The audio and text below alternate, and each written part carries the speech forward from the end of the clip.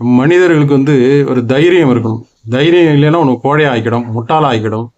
இந்த பூமியில வந்து வாழ தகுதி இல்லாத ஆகிடும். ஆனாலும் தைரியமா இருக்கணும். தைரியமா இருக்குன்னா மற்றவங்களை கெடுக்கிறதுக்கு தைரியமா இருக்குல்ல. உன்னோட வாழ்க்கை, உன்னுடைய சுற்றார், உற்றார், உறவார் எல்லாரும் நல்லா இருக்கணும். நம்மளும் நல்லா இருக்கணும். எல்லாத்தையும் நல்லா பேணி காக்கணும். அப்படி செய்கின்ற செயலில் வருகின்ற பிரச்சனைகளை சாதிக்கிறதுக்கு சந்திக்கிறதுக்கும் தைரியமா இருக்கணும்.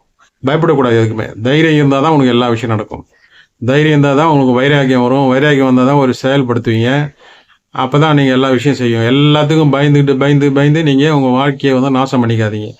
உங்களுக்கு தெரியலனா வெளி உலகத்தில் வந்து 4 பேர்கிட்ட கேட்டு தெரிஞ்சுக்கிட்டு உங்கள் பாதையை வந்து தைரியமான பாதையை நீங்கள் அமைச்சிங்க. உங்கள் வாழ்க்கையில் நீங்கள் வெற்றி அடையலாம்.